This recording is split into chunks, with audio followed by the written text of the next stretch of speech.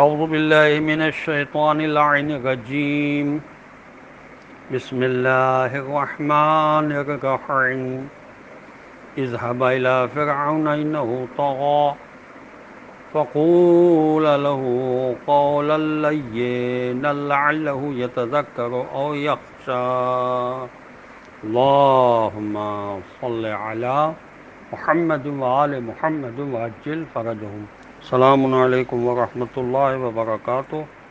اللہ تبارک و تعالیٰ کا شکر ہے کہ میں نے سورہ طٰہٰ جو قرآن مجید کا 20 نمبر کا سورہ ہے اس کی 2 آیات کی تلاوت کا شرف حاصل کیا۔ آیت نمبر 43 جس کا ترجمہ یہ ہے کہ دونوں فرعون کے پاس جائیں۔ اللہ تبارک و تعالیٰ نے فرمایا کہ وہ سرکش ہو گیا ہے۔ یہ حضرت موسیٰ اور حضرت ہارون علیہ السلام سے خطاب ہے۔ اور اس کے بعد آیت نمبر 44 کا ترجمہ یہ ہے کہ پس دونوں اس سے نرم لہجے میں بات کریں، شاید وہ نصیحت مان لے یا ڈر جائے۔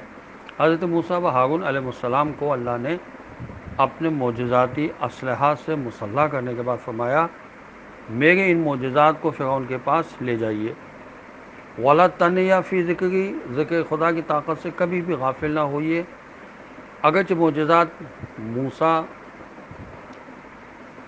علیہ السلام عظیم تھے تاہم اس کی پشت پر ذکر خدا اس سے زیادہ عظیم طاقت ہے۔ فَقُولَا لَهُ قَوْلًا لَيِّنًا، اگرچہ فرعون سرکش ہو گیا ہے تاہم گفتگو میں پھر بھی نرمی ہو، کیونکہ انداز کلام میں اگر شیرینی نہیں ہے تو مضمون کلام خواہ کتنا ہی منطقی ہو اور معقول کیوں نہ ہو، کلام مؤثر واقع نہیں ہوتا۔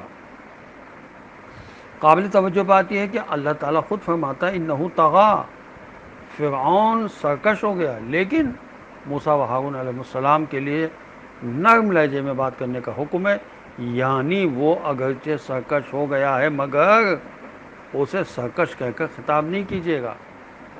دشمن کے مقابلے کے وقت ذکر خدا سب سے بڑی طاقت ہے۔ وَلَا تَنِيَا فِي ذِكْرِي، اس نے بتایا انداز کلام خود کلام سے زیادہ مؤثر ہے۔ اللہ تعالیٰ نے اپنے دین کی تبلیغ کے لیے بھی وسائل استعمال کرنے کا حکم دیا ہے۔ تھوڑی سی گفتگو روح کی حقیقت کے سلسلے میں ہو جائے۔ سورہ بنی اسرائیل جو قرآن مجید کے 17 نمبر کا سورہ ہے اس کی آیت نمبر 85 میں ارشاد ہوا وَيَسْأَلُونَكَ عَنِ الرُّوحِ قُلِ الرُّوحُ مِنْ أَمْرِ رَبِّي وَمَا أُوتِيتُم مِّنَ الْعِلْمِ إِلَّا قَلِيلًا۔ وہ لوگ آپ صلی اللہ علیہ وسلم سے روح یا وحی کے متعلق پوچھتے ہیں تو آپ صلی اللہ علیہ وسلم فرما دیں کہ روح یا وحی میرے پالنے والے مالک کے حکم سے آتی ہے اور تم لوگوں کو علم میں سے بہت ہی کم علم دیا گیا ہے، یعنی روح اور وحی کی حقیقت کو سمجھنا تمہارے بس کی بات نہیں ہے۔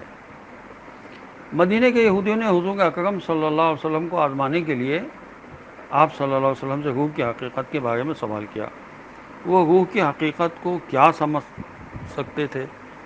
آج کے بڑے بڑے حکماء اور فلاسفہ ابھی تک مادے کی حقیقت کو بھی نہ جان سکے۔ روح تو بہرحال مادے سے کہیں زیادہ لطیف اور خفی ترین چیز ہے، اس کی حقیقت کو سمجھنا انسان کے بس کی بات ہی نہیں ہے۔ بس اتنا جاننا کافی ہے کہ روح اللہ کے حکم سے ہمارے جسم میں آن پڑی ہے، یہ خدا کے حکم سے بنی ہے۔ انسان کے جسم میں مادے کے علاوہ جو چیز موجود ہے وہ روح ہے جو عالم امر سے ہے اور خدا کے حکم و ارادے سے بنی ہے۔ جیسا کہ خدا نے خود فرمایا کہہ دیجیے کہ روح خدا کے امر سے بنی ہے، جیسا کہ خدا نے فرمایا کہ انسان کو مٹی سے بنایا گیا، پھر اس روح سے کہا کہ ہو جا، بس وہ ہو گئی۔ یہ آیت نمبر 59 ہے سورہ آل عمران کی، اور سورہ آل عمران قرآن مجید کا 30 نمبر کا سورہ ہے۔ پھر ہم نے ایک اور چیز کو پیدا کیا، یہ سورہ مومنون جو قرآن مجید کا 23 نمبر کا سورہ ہے اس کی آیت نمبر 14 میں اللہ نے ارشاد فرمایا روح کی صفات علم و شعور بتدریج آہستہ آہستہ کمال کو پہنچتی ہیں اور ترقی کرنے کے معاملے میں ارواح میں بڑا فرق ہوتا ہے۔ روح ترقی کرتے کرتے نہایت بلند مقامات پر پہنچ سکتی ہے۔ روح کتنی ہی ترقی کر جائے مگر اس کی صفات بہرحال محدود ہیں، خدا کی طرح لامحدود نہیں ہیں۔ روح عالم امر سے ہے، یعنی عالم خلق سے نہیں۔ خدا نے ارشاد فرمایا کہ الا لہ الخلق والامر، یعنی خدا ہی کے لیے خلق بھی ہے اور امر بھی۔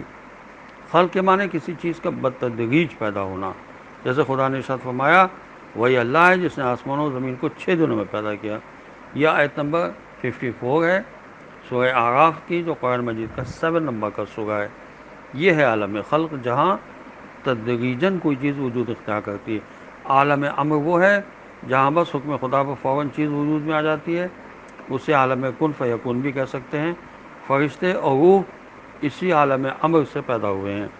غرض کائنات کی مثال ایک کارخانے کی سی ہے جس میں مختلف قسم کی مشینیں لگی ہوں۔ کوئی مشین کپڑا بن رہی ہے اور کوئی آٹا پیس رہی ہے، کوئی کتاب چھاپ رہی ہے۔ پھر ہر مشین میں کئی قسم کے کل پرزے ہوتے ہیں جو مشین کے کام اور غرض و غایت کے اعتبار سے معین اندازے پر ڈالے جاتے ہیں۔ انہی پرزوں کو جوڑ کے مشین بنائی جاتی ہے۔ پھر جب تمام مشینیں اور ان کے پرزے فٹ ہو کر تیار ہو جاتے ہیں تب ان میں بجلی کا کرنٹ چھوڑ دیا جاتا ہے، جس کی وجہ سے آنے واحد میں تمام ساکن و خاموش مشینیں اپنی اپنی ساخت کے عین مطابق گھومنے چلنے اور اپنا کام کرنے لگ جاتی ہیں۔ بلا شبہ اسی طرح خدا نے زمین و آسمان کی تمام مشینیں بنائیں جس کو خلق کہتے ہیں، یعنی ہر چھوٹے بڑے پرزوں کو ان کے کاموں کے لحاظ سے ٹھیک اندازے کے ساتھ بنایا، جسے تقدیر کہتے ہیں۔ پھر سب کل پرزوں کو جوڑ جاڑ کر مشین میں فٹ کیا، جس کو تصویر کہتے ہیں۔ یہ سب افعال خالق کے ہیں۔ آخر میں مشین کو چالو کرنے کے لیے اس میں امر الہی کی بجلی کا کرنٹ چھوڑ دیا۔ اس امر کا تعلق شاید خدا کے کسی اسم سے ہے۔ امر کا مطلب یہ ہے کہ بس ادھر حکم ہوا، ادھر ساری مشینیں چلنے لگی۔ اسی بات کو خداوند عالم نے یوں ارشاد فرمایا، انما امرہ اذا اراد شیئا ان یقول لہ کن فیکون۔ سورہ یاسین قرآن مجید کا 36 نمبر کا سورہ ہے، اس کی آیت نمبر 82 میں ارشاد ہوا۔ اسی لیے قرآن میں جہاں بھی کن فیکون کا ذکر آیا ہے وہ خلق کے ذکر کے بعد آیا ہے۔ اس سے معلوم ہوتا ہے کہ پہلے خلق ہوتا ہے، پھر کلمہ کن سے خطاب ہوتا ہے، اور عالم امر کا تعلق حکم خدا سے ہے، جسے آیت میں کن کے لفظ سے تعبیر کیا گیا ہے۔ یہ بات بھی یاد رہے کہ قرآن میں روح کے ساتھ امر کا لفظ آیا ہے۔ یہ بھی ممکن ہے کہ خدا کا حکم امر ایک جوہر مجرد کے لباس میں ایک ملک اکبر یا روح اعظم کی صورت میں ظاہر ہو، جس کا ذکر بعض حدیثوں میں آیا ہے، جسے ہم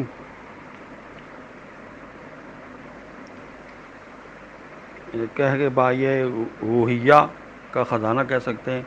وہ یہیں سے روح حیات کی لہریں دنیا کی ذی ارواح پر تقسیم کی جاتی ہیں۔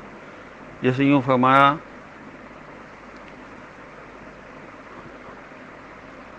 گویا بے شمار تاروں کا یہیں آ کر کنیکشن ملتا ہے۔